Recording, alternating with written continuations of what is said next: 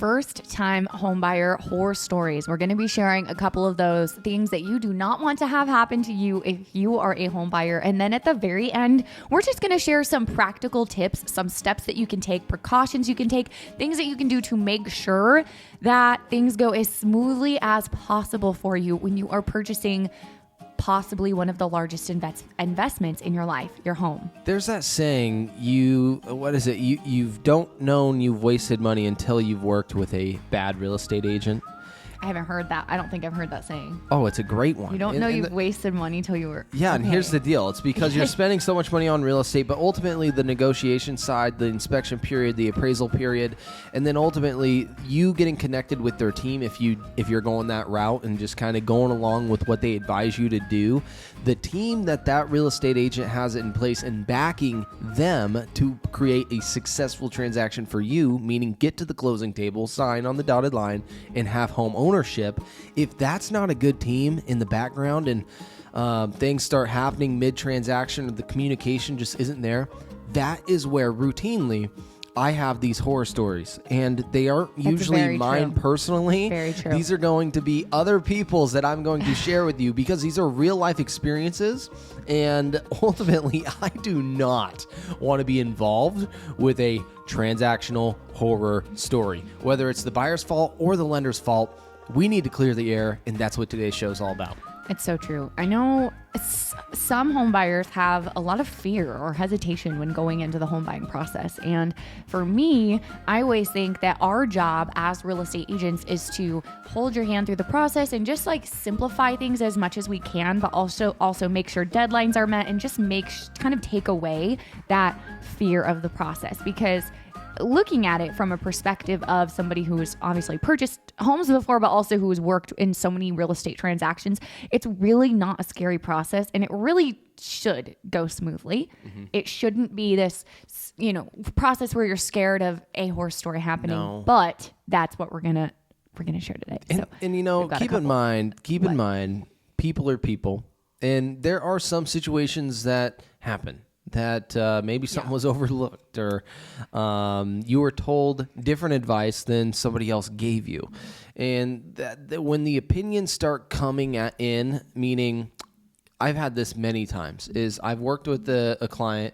This client has an exterior opinion that's another realtor licensed across state, and they said, well, so-and-so who was also licensed says this.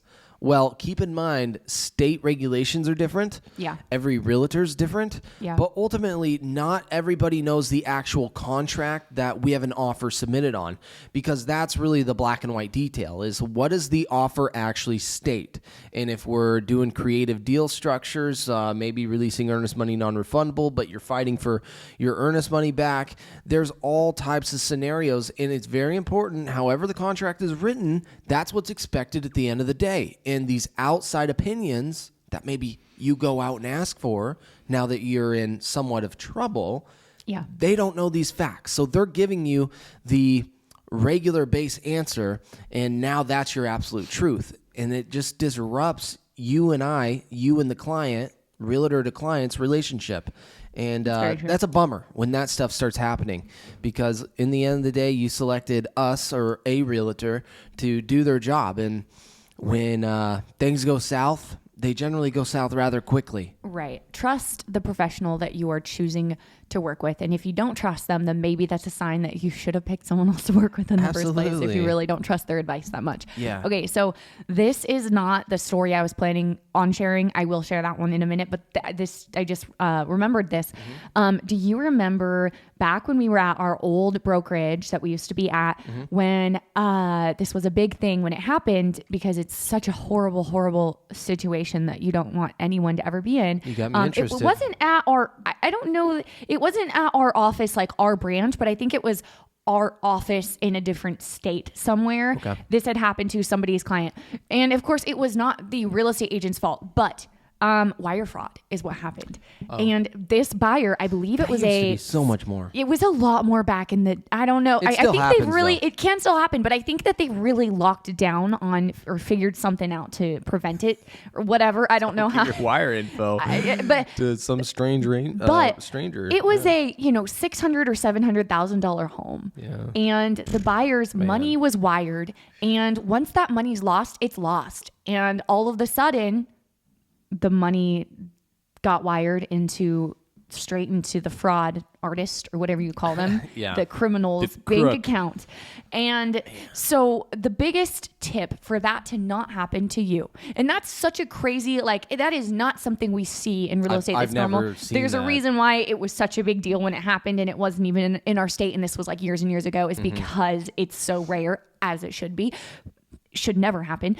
It's so horrible and heartbreaking. But biggest tip is, if you get an email or a text message and it looks like it's from your title company and it says should change your wiring instructions or anything having to do with escrow, honestly, like changing the instructions of where your money goes, call the title company. Do not just do it, because that is how a lot of times these hackers, if you will find or will get access to you. Is they will hack into the title company's email and say that they are the title company, or come, so you will look like you're getting an email actually from your title company, but it's from the hacker. So obviously don't be like super paranoid, but if you do get an email that asks you to change your wiring instructions or anything like that, always call before you do anything. And I mean, just for doing my mail this morning, Yeah. I had a letter sent in the mail, and this was a hacker. This was a scam, and this happens all across the nation.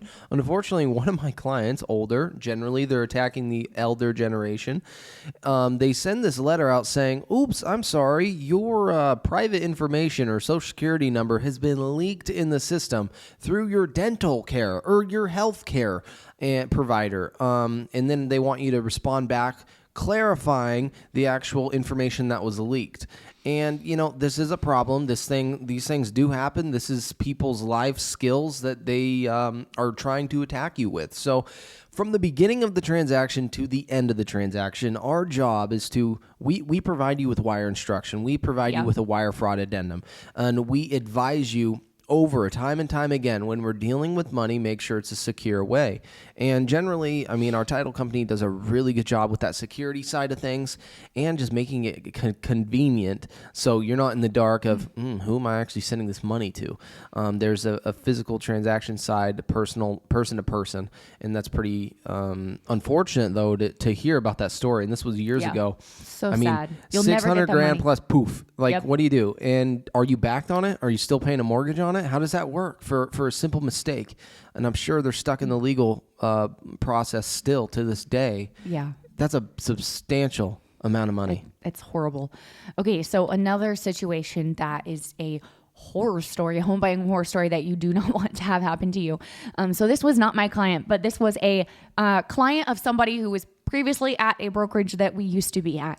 And what had happened, they ended up suing the brokerage because, and they were fighting this lawsuit because what happened was the buyer purchased a property, and their main goal for buying this property was to live in it, but they also had to run their business out of it. They were a hairdresser, and that was part of the thing. Like, they had to be able to do, half of it was going to be a actual business where clients can walk in, like the whole thing, and then half of it was going to be private where they were going to live.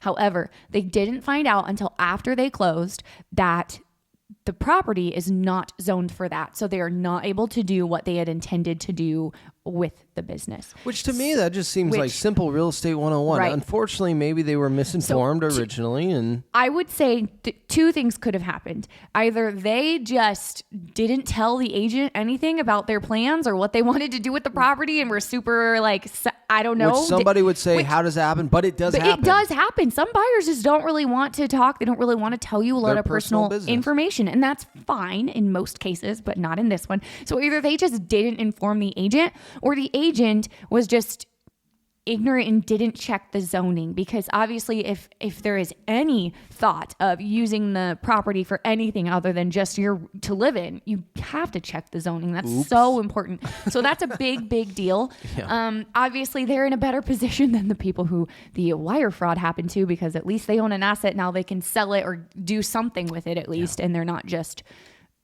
money sucked from them. So I would consider that like clear the air with your real estate professional helping you purchase a property, whether it's commercial, residential, a lease. Make sure that the actual unit, the space being used, the space that you're transitioning money to obtain ownership for is usable to how you're wanting to use it. Yeah. And if you're unsure, ask, call the county. Ask. Maybe you want to put multifamily units on a medium density zoned residential parcel. Ask before you fully go through with the transaction. Yeah. And in all these circumstances, though, it's very easy for us to just message the title company and get a full list pack title report letting you know what the actual zoning is on it. Right. And then it's so easy to find out the zoning that it's like, why didn't that happen? I think it came down to communication. Yeah. That's a big one. Yeah. And who knows how well communicated that was. It could have been a cash transaction, closes in 5 days, poof, it's dealt with. Day 8, day 9, we're looking to transition my business in there. Now I'm getting told I can't actually register this address. Yeah. That's a bummer. It's a bummer. So there are variables, but ultimately check with your real estate professional. Do that. Yes. Let your real estate agent in. If you are doing anything unique at all with your property, just let them know. And agents obviously got to be checking things. So I got a good one for us. Yeah. And this is more on the transactional side of things. So this is the first time home seller. And because we talked a lot about buyers. Yeah. Okay. So this is the seller. This is the seller. And, we're in a market where it's not too uncommon where contingency is a factor of the sale, meaning you need to sell in order to purchase your next home. Mm-hmm. This is the seller situation they're currently in. And unfortunately, they've already moved out of the home needing to sell. So this home's remaining vacant right now. And they moved probably 3.5 hours away, and they're sitting in a trailer because they have a property under contract where they want to live 2.5 hours away, but they can't actually fulfill the purchase until the home 2.5 hours away closes. So that's that contingency property I'm talking about. Okay. Well, they just put the home listed. It sells in 5 days. They have an accepted offer. Just because you have an accepted offer does not mean the home is sold, closed. You get to move on and party. Yeah. After the appraisal, okay, now let's work on that. But unfortunately, these people took it as, hey, I got an accepted offer. Life's good. Let's go. Pop the champagne. I'm out of here. I've seen that. That happened. So many times. Yeah. On day 30 or 29, let's call it a 30-day escrow period. On day 29, they get news. Guys, I got something bad. Buyer can't purchase. Got to back out due to financing. Uh-oh. Well, they've moved their whole life 2.5 hours away. They're living in a trailer full time. Mm-hmm. They're expecting to purchase the new property on acreage. That's their dream property. Can't buy it now. And the opportunity might wave itself goodbye because another buyer's in there and they didn't fulfill the contingency. That's a problem. Okay, so sellers, make sure at first we're staying sat. Okay, we're not doing things prematurely that could make you or put you in a worse off position than you currently are in. The worst position is to want a home and not be able to afford a home. The only way you may afford the home is to sell your current home, and that's what they need to do. Well, that's mistake number 1. Don't move on too quickly. But mistake number 2 is realtor. Get a secondary offer. Realtor, do everything you can. Just because there was a failed sale doesn't mean your job needs to just be depleted and you just put it on the MLS and that's it. You need to hold open houses. You need to do more video. You need to do broker tours. You need to do what you can to serve the client you said you would serve, and now we're in a terrible position. Yeah. But I guess what I'm trying to say is that is a seller horror story of moving out, being homeless technically, because the contingency property didn't sell. And that's a problem that you maybe have been there before, but it's more common, I think, than you would think. And I've heard that same story many times. And correct me if I'm wrong about this one, Mariah, but what? Is that because of the sales process maybe their listing agent went through with them? She maybe should have communicated the steps of the sale process. Right. I know when I used to list a bunch of houses, I would always get asked the same question. So when should we start moving? Because, and that's a big deal to talk about with your clients if you're, an agent, if you're listing a house, because a lot of people want to be packed up and get out, but until that appraisal is done is usually what I would say is wait, because you just don't know. You don't know. And even then, it's very, very rare when the transaction falls through right before closing. And that was this scenario. But sometimes it does happen. So the whole process, there's so many what ifs, and you can only do what you can do the best that you can and in order to move forward to your next place. But usually when I've heard of that situation personally, it's been with a for sale by owner. Okay. It's been a for sale by owner who that was their situation. Unfortunately, that happened to them. And then they call us and they're like, we need to list our house with you because this horrible situation just happened to us. I've been there. Because I've definitely heard that before with for sale by owners. So talking about transactions going sideways or just horrible things happening during transactions or whatever things that you don't want to have happen to you. The lender that you are working with is going to make or break your transaction. And I would argue actually that the lender that you work with is an even bigger deal than the real estate agent that you work with. I agree. Their job is so important. And I have seen transactions go sideways because unfortunately of lenders not informing buyers about things and agents about things that needed to be informed about in a timely manner, or just not doing their job in a timely manner. And that is one reason why we are always so, I don't know what the right word would be. We love sending our buyers that come to us to our lenders that we send them to, not because we do not get any sort of kickback. We don't get any referrals or fee or anything for sending buyers to our lenders, except for the fact that we know they're going to do a great job for you because we've seen that time and time again. So who you use as your lender is a very big deal. Pick wisely. And I've been around quite a few lenders at this point in our careers and talked to a lot. And the ones that really do have problems though. Really, this is weird, but this is like a personality trait too that I've learned is when the fire gets hot, you'll know who's got your back. They don't answer the phone. They don't answer. Yep. They just decide to go silent, ignore their problems until the problem's deleted, or you just ask so many times you can't ask anymore and you got to move on. And that's a flaw, I think, if you want to be in the lending industry, but even our industry, is when the fire gets hot, you need to stay in that fire and get through this. Yeah. It's that biblical story of, hey, he got thrown in the fire and he came out alive. And it's like, yes, that's exactly what you need to be, strong and prepared to battle. And sometimes these real estate transactions are battles. Right. You can't avoid the hard conversations. You have to make the uncomfortable phone calls. You have to be the bearer of bad news sometimes instead of just, dropping off, which unfortunately I know a lot of agents do that too, because we hear that from buyers and sellers. Okay, so a couple more tips now for home buyers to make sure that things don't go sideways in their transaction. One is lenders. Pick the right lender. 2 is timeline. Stay within your timeline. And that's something that your real estate agent should be obviously keeping track and keeping you in the loop and making sure that everything's done in a timely manner. I know when we get an offer accepted for a buyer, for example, it is super important that we book that inspection right away. We got our inspector out there right away because we want to make sure that we get the inspection report back in time to negotiate repairs and stay within the period where we can still back out and keep your earnest money. So just make sure you're in the timeline. And what's really cool about timelines though is I actually have a transaction coordinator that once we are under contract, meaning an offer has been accepted, she reads through the contract, submits a timeline for us to all abide in, schedule, and make sure what's needing to be done is done as a checklist. Yeah, that's super helpful. Another tip. Everything needs to be in writing. If you want the fridge, for example, we can't just take the seller's word for it. If they say they're going to leave the fridge, that doesn't mean that they're going to for sure leave the fridge. If you want that fridge, you got to put it in writing if you want to make sure that it stays.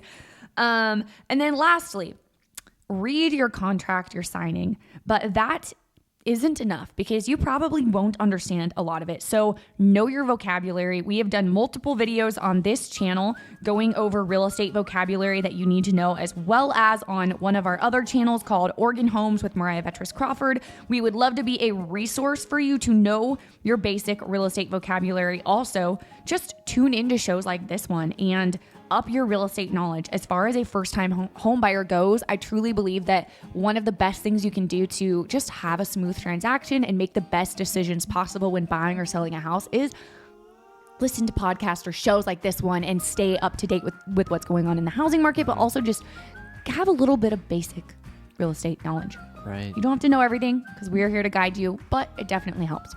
Totally. Okay. Yeah, I think we touched on some basic stuff. I mean, I wouldn't consider losing earnest money the end of the world. That's usually $2,000-$3,000, but those things do happen in real estate contracts. So make sure if you are releasing earnest money or putting earnest money down and you're expecting it back no matter what, or if you're the seller, you want to obtain it no matter what, make sure in writing your broker has put it verbed correctly. Yeah. Non-refundable to so-and-so immediately. And that'll alleviate any problems. And generally, I recommend you guys do that if there was a fail sale previously. Just because sellers, they're generally on edge at this point. You know, they've worked with a buyer. Maybe it was only for 5 days, but maybe it was for a full month. Yeah. And then a fail sale happened. Well, that's time wasted. They can't get back. Markets change. Interest rates change. Now your market's maybe really shifted from 3 months ago. So anything to protect my clients, I'm going to be putting in writing for you guys and represent you the best way I can, because that is what you have ultimately hired Mariah and myself to do. Mm-hmm. All right. Well, thank you for tuning in with us today. We come on here every week and have a conversation about real estate. So whether you are a home buyer, home seller, or if you were even in the real estate industry yourself, be sure to subscribe and hit the bell so you don't miss anything. And we'll see you next week.